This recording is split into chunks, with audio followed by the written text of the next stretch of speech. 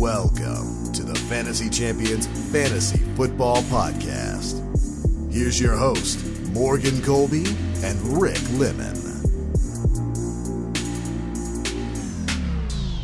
What's going on, Fantasy Champs? My name is Morgan Colby. I got Rick Lemon with me as always. It is just another day in the offseason. I watched some XFL on Sunday. Yeah, you and two other people in the planet. He's right. It's not that bad, but it's not good either. It's very intriguing. Can you watch the USFL too? No, I don't. I can't. I bet that one I couldn't get into. XFL I can because there's intriguing rule changes.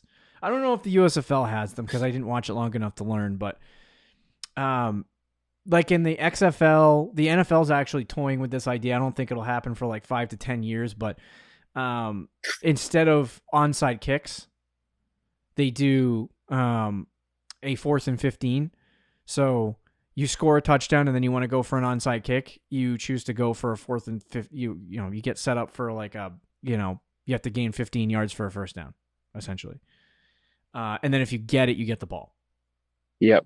So I feel like in the actual NFL, they would need to make that like 25 yards. So it's actually slightly challenging.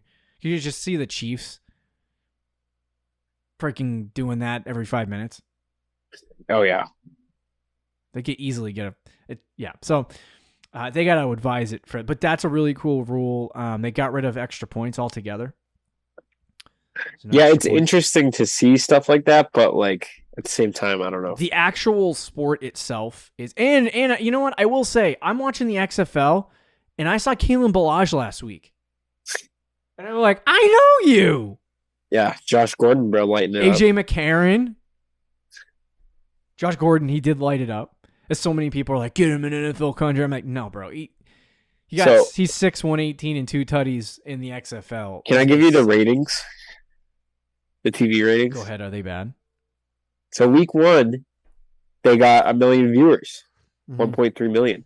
Yeah, that's not good, but it's not awful. Yeah, it's right? It's about par for the course. Week 2, 600,000. Week 3, 500,000. Oh, so it's going down an inch. It's plummeting so much. Yeah. 500,000 is well. So the problem that I did notice bowling. with them is that they would be it would be beneficial for the XFL and the USFL to merge. Yeah. Yes. Because there's more teams and there's more intrigue in that. Like right now, I've literally watched AJ McCarron for 3 straight weeks because for whatever reason, that's the Seattle Battlehawks or whatever they're called. Yeah. Are the only team that play. There's on only Sunday. 8 teams. There's only 8 teams. So I'm like, I watch the same It's crazy. I can't even keep it straight in my head. But I don't think they'll merge because then the product would be even worse than it already is. Oh yeah. But I think people are getting annoyed too because I don't mind the refs being mic'd up, and hearing what they're discussing in between plays. That's not horrible to me. But they leave everyone so you can hear the defensive coordinator and the offensive coordinator at the same time while they're calling the game. That's kind of cool. They're calling plays. It's cool, but it gets annoying because they all swear, and then the audio cuts out every 5 minutes. So it's just he looks. Yeah. But it's cool. They play it when they're calling plays and stuff like that. So it's cool to hear how they interact and talk to the quarterback and different stuff like that. But it is it does get annoying. And then I can imagine if they ever did that for the NFL, teams would lose it because you'd have to change the play calls every week. Right. So there's a reason. If you watch that, it's fun to see, just from a football perspective. If you're a football nerd like us, but if you're watching it, there's some things I'm glad the NFL doesn't show. Can I give you something on Twitter? Sure. So Lamar Jackson. So there's a report from Jeff Darlington. I don't know if you like him. Said the Dolphins will not pursue Lamar Jackson. In total, the Falcons, Commanders, Panthers, and Raiders have all reportedly been out on Lamar Jackson. Mm-hmm. One team not on this list, the New England Patriots. Not out? Well, they're not mentioned at all. Which I think is fascinating. What are you trying to say? I'm not saying anything. I'm just saying they're not. They're not on this list of teams that are out. Don't do the speculation, homie. He didn't report anything about the Patriots, but they're just not on this list. That's all I'm saying. I don't know why all these teams are not in on him though. I'm in. I'm gonna get a meeting with Robert Kraft and I'm gonna tell him. I'm gonna tell him the biz. Okay. That's wild. We probably have a show to do though. Yeah, we do. So, as you heard on our first show, if you watched it, this is our top 12 wide receivers part 2. So we're going to break down the wide receiver position and our final 6 guys, 7 through 12, in our top 12. And I think we're going to do some, in the future, I would imagine we can do a quicker version and do like our top 50 overall or something like that. And just state them. Yeah, and just rapid fire. But because I've seen people do that before. I don't know if that would be drinking from a fire hose, but you can find our crap on Fantasy Pros.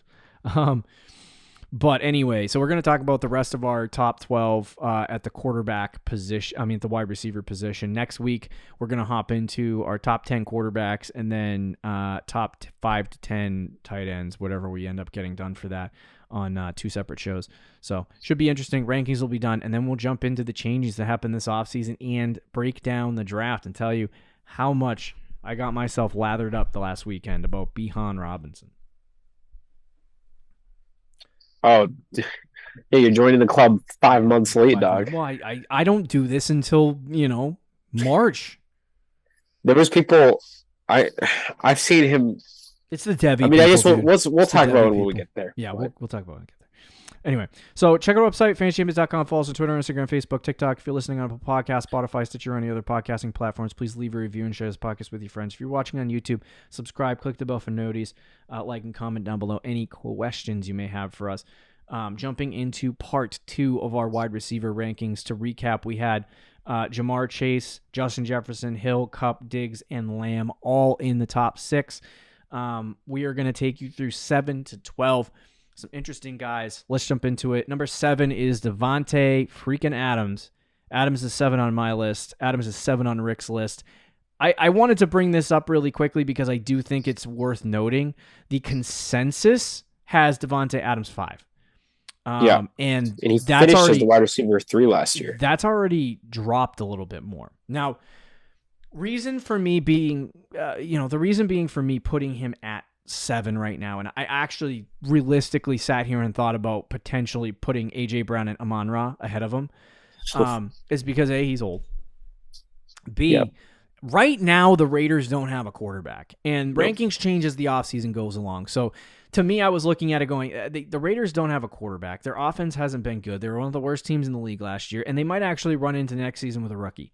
And if they do that, I don't know if we should consider Devontae Adams in that top 3, top 5 conversation, when he is getting older and they don't really have a good offense at this point. So, you kind of have to take the situations around it. I know the Raiders were supposed to be good this year and they have Devontae Adams, but now we have to put him in that bucket of bad offenses. And so unless he moves or they get a real quarterback on their team like Rodgers, I think that drafting Adams is going to be a fool's errand. To me, he might be a bust, and we'll talk about that as the offseason goes along, but I could even drop him lower on the list. I put him lower because I don't want to be in a scenario where I draft him, and that's that's why if I rank him higher, I'm gonna be sitting there on the board. I'm gonna draft Debo again like I did last year, and like I said, I think there's a place for him. I think he would be a solid wide receiver too. I think he'd be a great late second, early third round pick in fantasy football. But there's something about him that scares the crap out of me. So that's why he's 7 right now. I think you have the 2 valid points. Age, I think, is a concern, but the biggest concern is the quarterback. And last year, we were worried about the quarterback position because he was going from Rodgers to Carr. But he still had a very good, personal connection with Carr. Carr was his best friend, college teammate. They were They got a house right next to each other. Like that was his guy, right? And Carr is still a decent NFL quarterback. Yeah. There's a good chance the Raiders have a rookie. The Raiders have a rookie quarterback. I don't think he finishes as a top 5 receiver. I just don't really see that happening. And he's good enough where he might still be a wide receiver 1. And if and who knows what rookie quarterback they draft? What if because the Richardson hype is insane, he goes high, and Levis gets high because of his hype, and like let's say Bryce Young falls to the Raiders, or they trade up and they get Bryce Young, like all of a sudden he could have a good year, and I would like that for Adams to a point, but even so, he's still a rookie quarterback. And that'd be best case scenario, right? Yeah. I mean, if they go out and they get Jim. See, like if they get Jimmy, like I don't think it's really any different than Carr. Jimmy held up Ayuk and Debo. He did, and I think he would hold up Adams. But I don't think Adams would be top 3 again. I'd probably, at 6. I think which he's at 7, right? So at 7, I think maybe you can move him up to 6 if you wanted to. You can move him up even to 5, but I wouldn't put him any higher than that. If they got Jimmy, and again, that's one of the best case scenarios. I think Jimmy's probably the best case scenario. I don't know, unless it's Rodgers. Rodgers would probably be best case scenario for Adams because I think they just go right back to the right. But I don't think Rodgers goes to the borderline sexual relationship that they had prior. But I don't think Rodgers is going to the Raiders. I think there's a chance he gets traded too. Like if they are, right, if they are going to go to the rookie quarterback, like why not move off Adams at this point? Patriots should call. Oh my God, yeah. I've already thought about that a couple of times. I've thought about pretty much every receiver that might be available. Would you rather D Hop or Adams? I would rather Patriots? Adams. Okay, that's fair. I would say my list goes Adams, Evans, Hopkins. In terms of old receivers. For the old guys? Yeah, for the old guys. That the Pats could get. That has nothing to do with fantasy football, by the way. All right, let's talk about our next guy, A.J. Brown, a guy I would love in a Patriots uniform, but that's never going to happen. Did you know how – I was listening to a podcast. Do you know how close they were not getting to the Eagles were to not getting A.J. Brown? How? Very close. They were trying to get Allen Robinson. Oh, my gosh. And – the Rams called at the last second and said, "Hello, we would like you," and he was like, "Okay," and he took all their money. And if they had signed Allen Robinson, they wouldn't have traded for AJ Brown. Oh my gosh! Holy crap, dude, that would have been a disaster. And then the Patriots could have swooped in and got him. I know, seriously. But I love AJ Brown. I think he's a fantastic player. It hurts me and it hurts my soul slightly to rank AJ Brown 8. He is consensus 8. I think he's 8 for both of us. Is that correct? Yep. Last year he finished 6. He finished, he was like a single point ahead of CeeDee Lamb. Yeah, so like he would have been top 5. I think he's capable of top 5, but this is another one of those ceiling guys where because of the type of receiver he is and because of you just look at the balance of AJ Brown's career. And I'm going to pull up his numbers right now. Like he's never been a high volume like wide receiver where he gets, an insane amount of targets. This year he had 145, which is the highest target total of his career. Right. He caught 60% of his passes, 88 catches. That's also the highest total of his career. So he had a career year in fantasy football and in regular NFL. Like he had a career year, and I don't think that changes for him, which makes him, I think he could finish top 5. I think at 8, he's a steal. I would love him in drafts, as always. But I don't think he's the type of receiver that's going to catch 100 passes. Like they don't utilize him like that. The 145 targets were them hucking the ball down the field. He's not that type of receiver, but it's also not the type of offense. It's not the type of offense, right? And you look at I was gonna say somebody that we'll talk about in a second, Devonta Smith. Not to spoil anything, but Devonta Smith. was their. I don't think he was their slot guy per se, but he had a 95 catches on 136 targets. So he had less targets, more catches.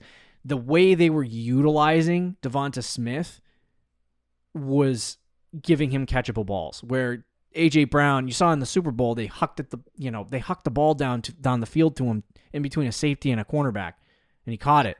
And I lost my crap for a second because I love AJ Brown, but that's the way they use him, and they target him a lot like that. But it's just a challenge for him to get up into that conversation of 100 catches or 120 catches or whatever, because they just don't utilize him like that. So Brown's great. I love A.J. Brown. Great wide receiver, great draft pick. He's one of the guys that's boom. So, if you get him, you could have a 45, 50-point week, something stupid in PPR. 50 is a lot. So I'll say 35 to 40. Let's dial it back. 35 to 40 fantasy points on a given week. I love A.J. Brown, so I think that he provides that boom, but he also has a little bust in him.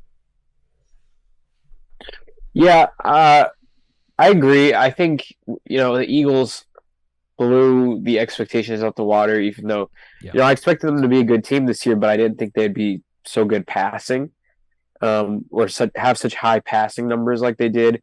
A.J. Brown had a phenomenal year, wide receiver 6. But again, I think I agree with you with the ceiling. As long as he's with the Eagles and they have Jalen Hurts and Devontae Smith, I don't think he's going to be a wide receiver 1. Or the wide receiver 1, excuse me. I think he'll still be really good. Wide receiver 6, where he finished last year, I think is probably the range you're going to see him at, which is still, again, really, really good.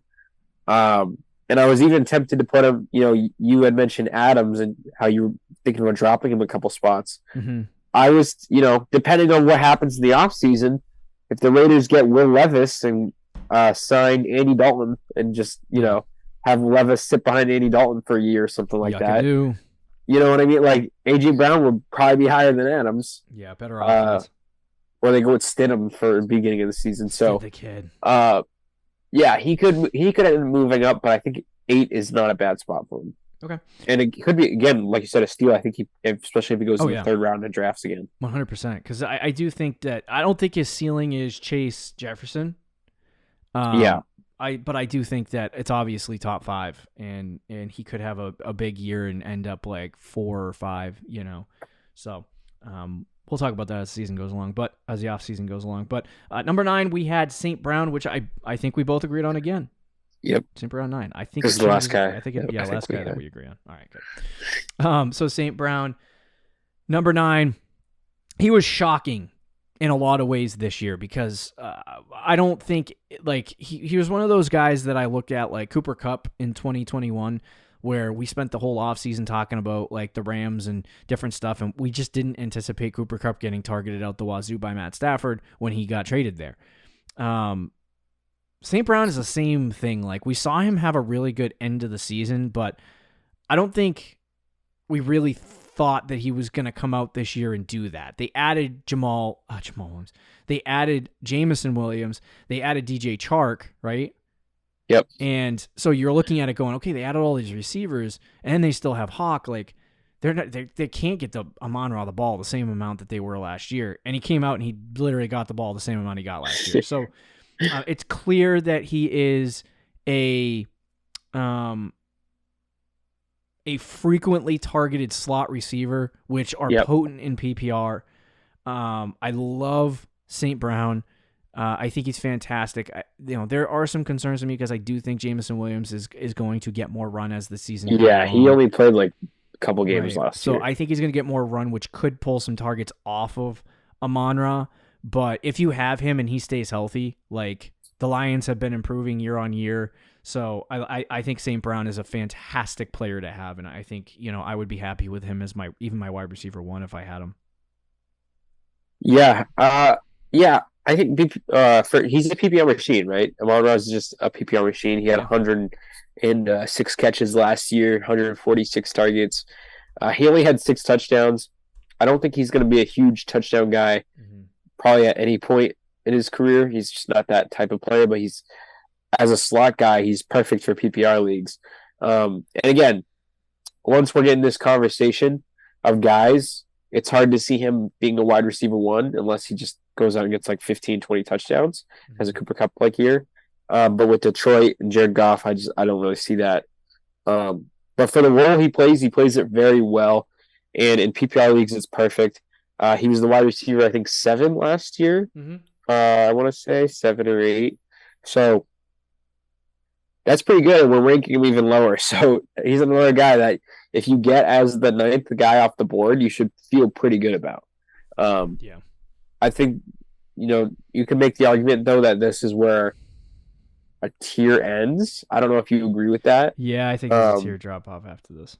So he's the last of that kind of, I don't want to say guaranteed wide receiver one, but you feel pretty comfortable he's a wide receiver. Looking at our consensus, I would say Jefferson Chase 1, tier 1, Hill, Kupp, Diggs, tier 2, Lamb, Adams, Brown, St. Brown, tier 3. Yeah. If you were breaking it down that far. You could probably put Hill, Kupp, Diggs, Lamb, Adams, and A.J. Brown in the same conversation. But anyway. All right, let's talk about number 10. Rick, give me your thoughts on T. Higgins at 10 because you had him ranked. I have him ranked 10. You have him ranked 11. 11. So I'm curious. Yeah, for Higgins, still, really good. And I think he's actually, I think both the guys we're about to talk about have a good ceiling, have the potential to jump up. But he was a little inconsistent this year. He finished as the wide receiver 18. Let's bring in Jalen Waddle into this conversation because Waddle is 11 on our consensus, but I have him 11. You have him 10. So let's just bring that in, and you can talk about T. Higgins first, and then Waddle second. So I do like both these guys a lot, and I think they had better years than what their numbers showed. Mm-hmm. But that's kind of why I have Waddle slightly higher because Waddle still finished as I think the wide receiver 9. Yeah. Right. Yes. Wide receiver, he's finished as the wide receiver 8 actually, and I think he was even better than that at times. When Tua got injured, Tyreek Hill didn't really miss too much of a beat, but Jalen Waddle did for a lot of those games. Waddle did not put up the same production, but in the beginning of the year, and especially the little stretch where Tua was on fire and he had like 4 straight weeks of 300 yards and 3 touchdowns or whatever that was, Waddle was going crazy. He was going crazy with Tua. And when they have at least a decent quarterback, Waddle and Hill can thrive. But when they go to someone like Teddy Bridgewater, who just dumps it off to Tyreek Hill and gives him 10 targets, both guys can't feed, and Waddle becomes the odd man out. So that did happen for a couple games, and Waddle still finishes the wide receiver 8. So because of that, I had him a little higher. But Higgins finishes the wide receiver 18, but he had, I think there was better opportunity there for him. So he missed 2 games, and there was a game where he was active, had one snap, and then didn't play. He just sat on the sideline. What the heck? Yeah, there was a game like that. So his numbers are screwed. He should be top 12. If he would have played the whole season, or even if you just give him that game, where you take away that game and say that he wasn't active and he played 14 games, his points per game would be top 12. But yeah, so Higgins did have a really good year when he played and was healthy. His problem was just staying on the field last season, but he's still a really, really good player, and I wouldn't fault you for taking him at all. Yeah. Higgins is for me, he's kind of like a boomer bust machine. Because he's like one of those big-bodied wide receivers. He's kind of similar to A.J. Brown, like almost like an A.J. Brown light, where like he's getting this year he had 109 targets in those, that's 14, 15 games you were talking about. And I think, obviously if he'd played them, he would have been right around 120, 130 targets, probably in that vicinity, and 80 catches. So, but his big thing is when they get into the red zone, obviously the problem with his game is that they look for chase. But Higgins is equally one of those guys that should catch touchdowns because he is ginormous, 6'4", 215. So he's just the type of player that you throw the ball up to 50-50 balls and he comes down with them and catches a touchdown. And, right. I mean, they legit did it in a playoff game against, what was it, the Bills? Yep. I remember a pass they threw it over 2 defenders and right in the perfect spot, and T. Higgins just caught it. So they have 2 really good wide receivers in Cincinnati. I don't see like Higgins really, from what he did last year to what I think he's going to do this year, I don't see that changing much. Obviously Rick said wide receiver 18. If he plays a full 17 games, and you talk about the game where you give him a little bit of extra, he's probably in the top 12. So I think he's a top 12 wide receiver. My concern here is, and this is the reason why I have T. Higgins ahead of Jalen Waddle in my rankings. It all has to do with the friggin' quarterback. I talked about last year how Tua couldn't carry 2 superstar wide receivers, 2 top 12 guys, and he did it. So he proved me wrong. There's not many teams that can do that right now. I would say the Bengals and the Dolphins are the 2 teams that can, because they have 2 elite wide receivers on both teams, and maybe the Eagles too. But the Eagles, yeah. I just look at this situation, and it's like there's 3 teams right now in the consensus top 12 on Fantasy Pros. 3 teams. Philly barely didn't make the list, by the way. But they have A.J. Brown 8, Devonta Smith 9, T. Higgins 11, Jamar Chase 2, and Tyreek Hill 4 with Jalen Waddle 10. And it's like, I just don't know if I can put that many guys in the top 12 to 14 that are on the same football team. It's like, yeah, like literally, I would say a third of the wide receivers that are ranked there, or a quarter of the wide receivers that are ranked in this list are guys on 3 teams. So to me, it's like, it's hard for me to do that. And I think the odd man out is Tua Tagovailoa and the Dolphins. Like, I love Waddle. I want him to have success, but I think the worst thing that could have happened to him for fantasy football purposes was for that team to get Tyreek Hill. Because they were, last year before they got Hill, they were targeting him out the wazoo. Like, he was getting target after target after target. And it's like, now they still target him a lot. Like, they're not, but a lot of the targets are going to Tyreek Hill, and that's kind of pulling some of Waddle's upside away. But I like Joe Burrow more than I like Tua Tagovailoa. I think that Joe Burrow has a better shot of carrying 2, top 10 wide receivers than Tua does of carrying 2 top 10 wide receivers. So I would take T. Higgins over Jalen Waddle, and I would put them both in that.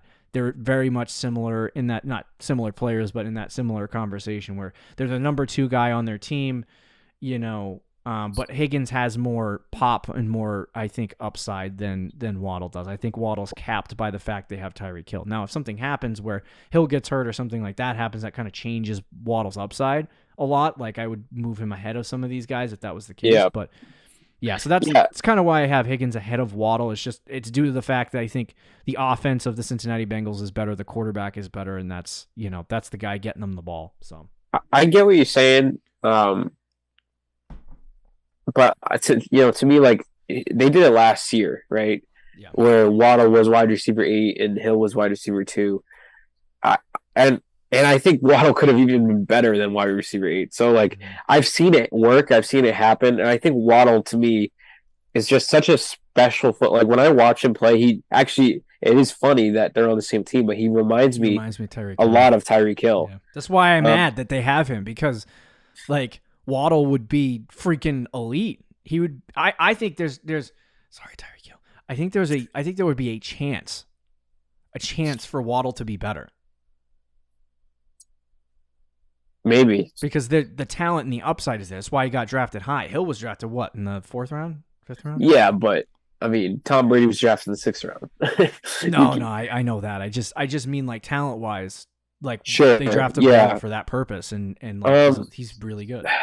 Yeah, I mean, he could at least, I think, be on the same level. I think he's got that kind of ability. Mm-hmm. And it doesn't take anything away from Higgins, because I do think T. Higgins is an elite receiver as well. Yeah. And I'm just talking pure football wise, mm-hmm. not even if you take fantasy out of the equation. Yeah. I think I would rather have Waddle than Higgins as a player. It's close. I'm not saying that. Oh, yeah. If you were talking about the real NFL, like, right. Yeah, I'm not saying Higgins isn't a good wide receiver, because he is. He's a really good wide receiver, but Waddle And to me is in that he has special level. The problem that we talent. have is fantasy football. Right. And there's things. No, so I get like it. the But quarterback position. basically though, I saw them do it last year. I think they can do it again this year. Yeah. See, this is my thing. Is I don't know if there's a repeat. And Waddle. I mean, freaking. It's not like Tua Tua's brains got smashed in this year, and now he's continually dealing with the carousel that is the Dolphins talking internally and externally about what quarterback they're going to have next year. Oh, they might go after Lamar Jackson. Oh, they might go after Tom Brady. And he's doing this again. He had a career year and he was really good, and they're still screwing him. So, when does he check out? You can't keep playing games with this dude. I know you don't think he's the guy, or maybe not. I don't necessarily disagree with you, but he's gonna check out eventually. I would rather have the guy throwing the balls to the receivers by the name of Joe Burrow, and yeah. I mean, that's fair. To me, the way that I look at it is Waddle and Higgins and Waddle are very close fantasy football wise, just in production. They're very close. So, what is the tiebreaker for me is what offense is better and what quarterback is better, and that's why I ranked one ahead of the other. So it doesn't really matter that much, but yeah, that's fair. You make valid points because Waddle is more talented. I think the biggest argument too, and this could end up affecting Hill is, if Tua is screwed up, the concussions have gotten to him, and he's not the same quarterback. Mm-hmm. Because looking at his numbers, Tua actually had a pretty good year last year when he was on the field. He had a really good year. He actually finished 9th in MVP voting too. It's a wonder what talented players in scheme will do. Yeah, Bill. Shout out Bill Belichick. I'm so bitter.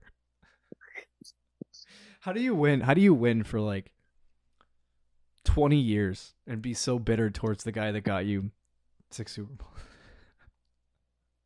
I don't know. So much hatred. Anyway, 12 consensus. Devonta Smith, very interesting because Rick and I's 10 to 15, very different. He has Devonta Smith 14. I have Devonta Smith 12.